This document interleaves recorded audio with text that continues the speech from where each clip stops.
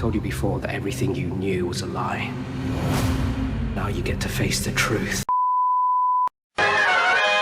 What's up everybody, and welcome to my TARDIS. What a great setting to have whilst talking about Doctor Who. And boy do I want to talk about that right now.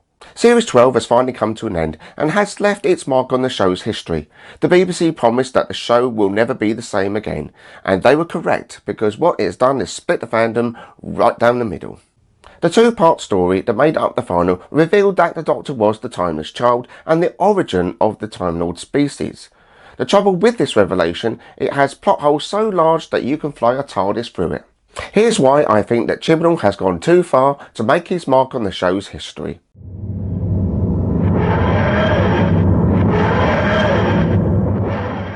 In the episode The Time of the Doctor, Clara entered the Doctor's time stream.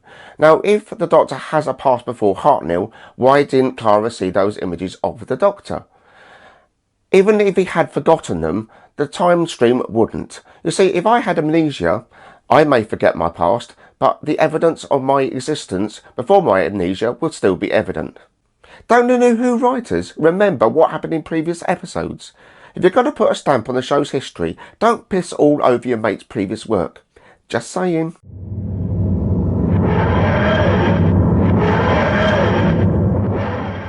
At the end of Matt Smith's era, the Doctor had reached the end of his life cycle. Now, if the Doctor had unlimited regenerations, why did the Time Lords send him another set?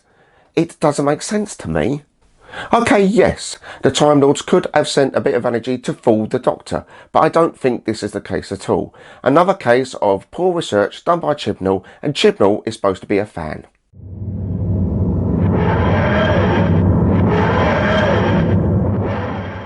The show has revealed that the Doctor has unlimited regenerations. Surely that takes the danger element out of the show.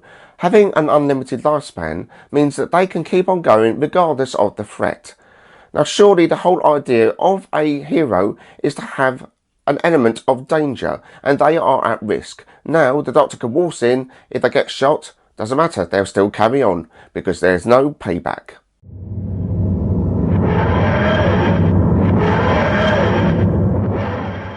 Once again, within 15 years, the Time Lords have been wiped out.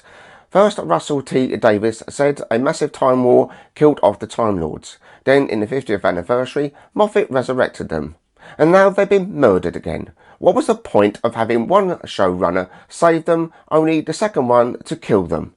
It's a bit like in Aliens, where Ripley spends the entire film saving Newt from the aliens, only to have her killed off in Alien 3. It was a pointless exercise that serves no purpose. If you don't like the Time Lords, Chibnall, why don't you just ignore them and let them live in their pocket universe?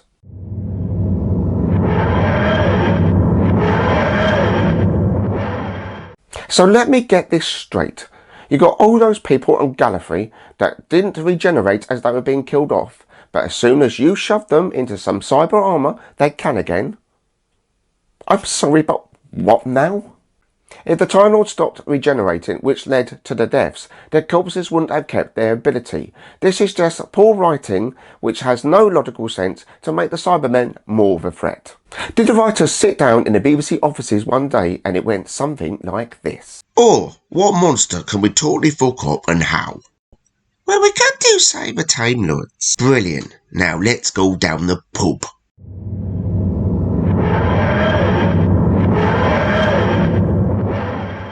Another massive issue is, where does Jo and Martin's Doctor fit into the timeline? She has a TARDIS shaped like a police box, but Hartnell's was the first one to be jammed in that shape. If she is before Hartnell, this isn't possible, and all the lives after Hartnell have been accounted for.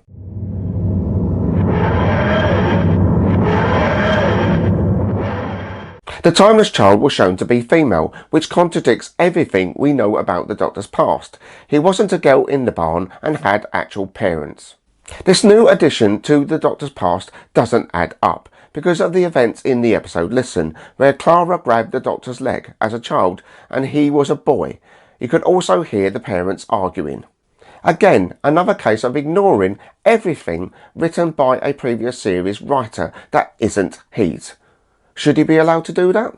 No, he shouldn't, because it now invalidates everything that was previously known.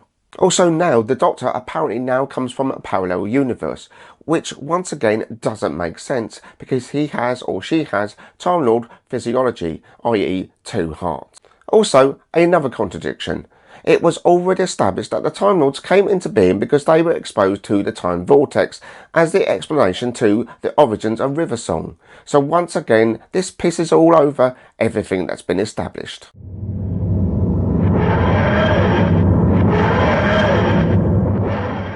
Some fans are saying that the final is acceptable because of the brain of Morbius.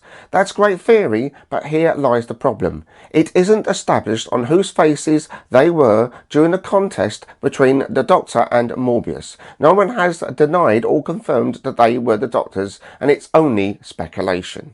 God, Morbius.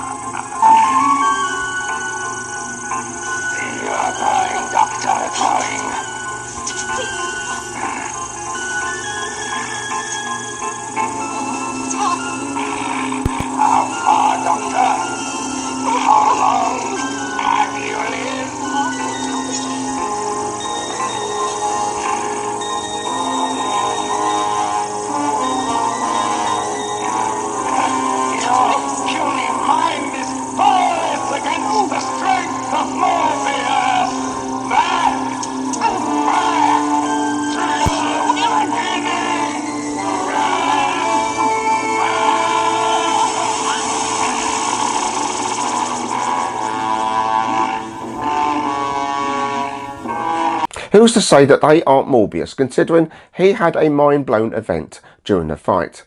Also, it cuts to Sarah during the fight, which means it could have easily flipped to Morbius whilst all the tension was on Sarah. Also, when this story was produced, nobody dreamed that fans would be debating this issue years later and could be easily overlooked as all the other contradictions of the past.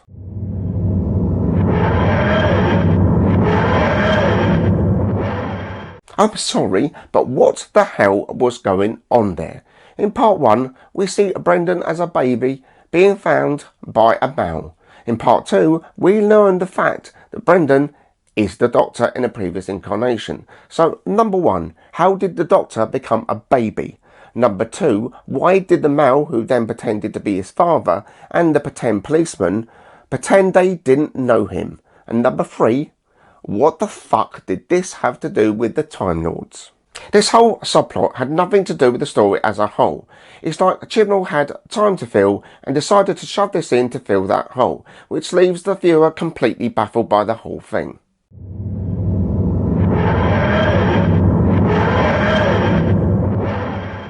Back in the 80s, Chibnall appeared on the programme Open Air when it was discussing Doctor Who with some featured fans on what they thought of the show at the time. Sorry for the quality of the clip, but it was recorded at the time on VHS. But it's, are you happy with the new series, Chris? It doesn't seem to have much to it. It hasn't improved that much since it went off the air. It could have been a lot better. It could have been slightly better written, especially the last story. Why? The same problem that it was too complicated? Well, not only that, but it was also very cliched. It was very routine, running up and down corridors and silly monsters. Why do I get a feeling of deja vu here, when he moans about the writing being cliched and not very good in his own words? It's kind of ironic. He's moaning about the quality of writing, yet he's just as guilty of doing the same crime himself. So that was some of the reasons why I think the final was one massive clusterfuck. There's a few more things I could say about it, but if I did that, we'd be here all night long. So what did you think to the final? Did you like it, or did you think it was absolute garbage? I would like to hear from you in the comment section. I hope you liked this video. If you did, don't forget to check out one of these 2 videos just there. And also, don't forget to subscribe down below there. Take care, and I'll see you all soon. Bye for now.